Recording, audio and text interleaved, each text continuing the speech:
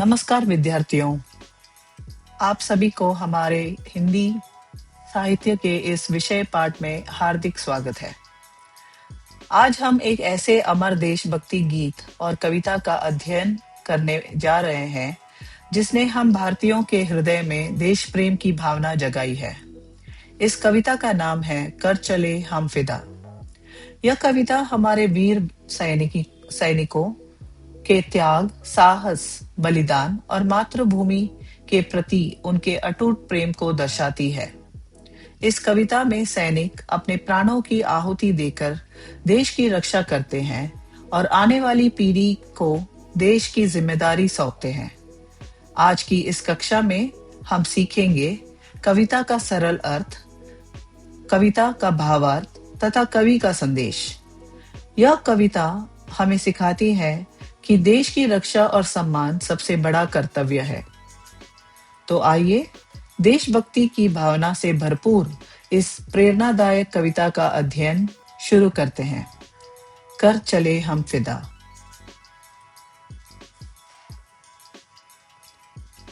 कर चले हम फिदा जानो तन साथियों, अब तुम्हारे हवाले वतन साथियों। सांस थमती गई, नब्ज जमती गई, फिर भी बढ़ते कदम को न रुकने दिया।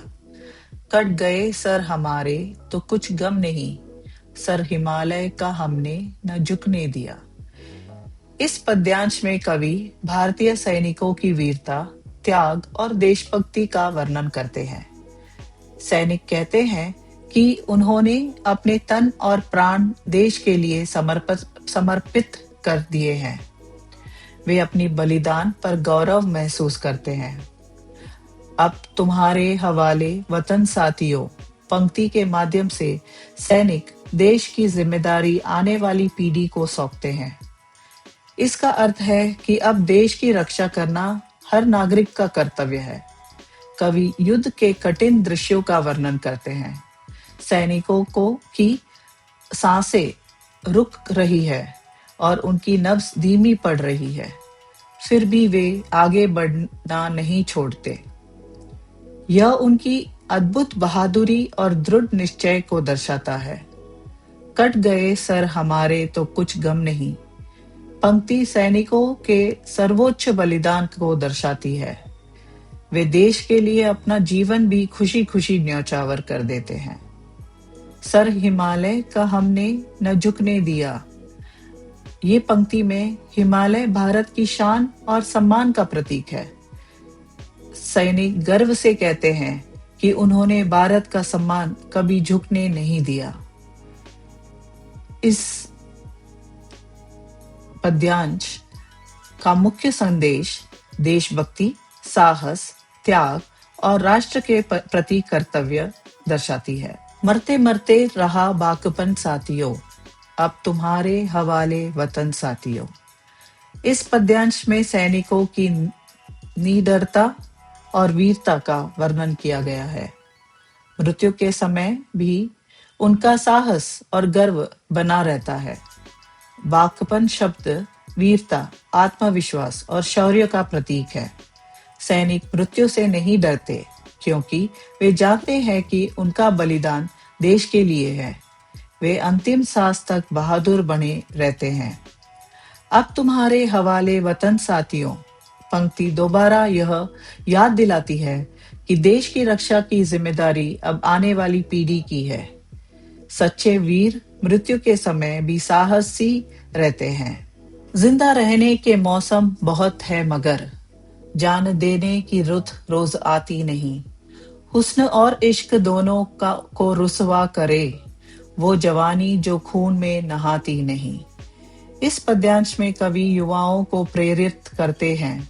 वे कहते हैं कि सामान्य जीवन जीने के अवसर बहुत होते हैं, लेकिन देश के लिए बलिदान देने का अवसर बहुत कम मिलता है।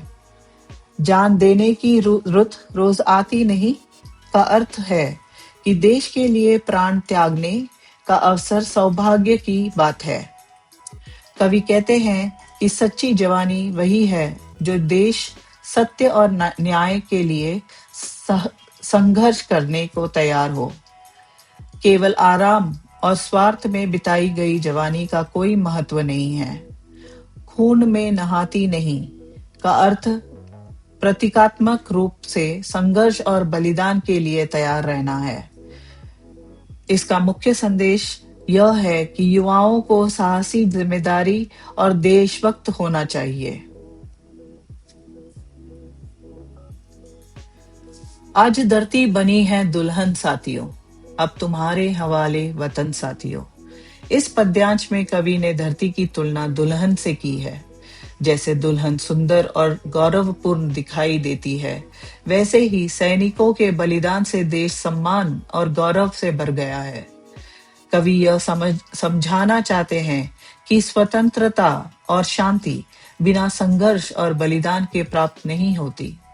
सैनिक फिर से देश की जिम्मेदारी नागरिकों को सौंपते हैं और याद दिलाते हैं कि देशभक्ति केवल सैनिकों का ही नहीं, बल्कि हर नागरिक का कर्तव्य है। देश की सुंदरता और सम्मान सैनिकों के बलिदान से सुरक्षित रहते हैं। राह कुर्बानियों की न वीरान हो, तुम सजाते ही रहना नए काफिले। फतह का जश्न इस जश्न के बाद है, जिंदगी मौत से मिल रही है गले। इस पद्यांश में कवि आने वाले पीढ़ियों को प्रेरित करते हैं कि वे त्याग और वीरता का मार्ग पर चलते रहे। राह कुर्बानियों की न वीरान हो का अर्थ है कि देश के लिए बलिदान देने वाले वीर हमेशा बने रहे। कवि बताते हैं कि जीत संघर्ष और कठिनाइयों के बाद ही मिलती है। स्वतंत्रता, बलिदान और साहस से प्रेरित प्राप्त होती है। जिंदगी मौत से मिल रही है गले। इस पंक्ति में सैनिकों की निडरता को दर्शाती है। वे देश के लिए मृत्यु को भी गर्व से स्वीकार करते हैं। यहाँ यह मुख्य संदेश है कि साहस और बलिदान से ही महान विजय प्राप्त होती है। बांध लो अपने सर से कफन साथियों, अब तुम्हारे हवाले वतन साथियों। इस पद्यांश में कवि लोगों को देश के लिए सदैव तैयार रहने की प्रेरणा देते हैं। कफन बांधना का अर्थ है देश के लिए बलिदान देने के लिए मानसिक रूप से तैयार रहना। कवि चाहते हैं कि लोग अपने स्वार्थ और भय से ऊपर उठकर देश हित को सबसे अधिक महत्व दें। सच्चे देशभक्त हमेशा राष्ट्र की रक्षा के लिए तैयार रहते हैं।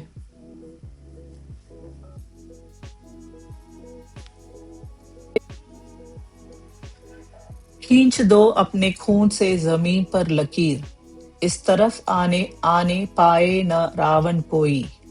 तोड़ दो हाथ अगर हाथ उठने लगे, छू न पाए सीता का दामन कोई। राम भी तुम ही लक्ष्मण साथियों, अब तुम्हारे हवाले वतन साथियों।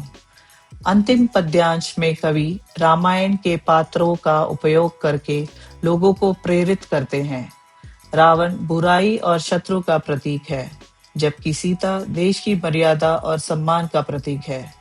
कवि कहते हैं कि नागरिकों को अपने रक्त से सुरक्षा की रेखा खींचनी चाहिए, अर्थात देश की रक्षा पूरी शक्ति से करनी चाहिए। राम भी तुम ही लक्ष्मण का अर्थ है कि देशवासियों को स्वयं राम और लक्ष्मण की तरह साहसी और धैर्य परायण बनना चाहिए। यह पद्यांश छात्रों को बुराई के विरुद्ध खड़े होने और देश की रक्षा करने की प्रेरणा देता है। हर नागरिक को सत्य, न्याय और राष्ट्र की रक्षा करनी चाहिए।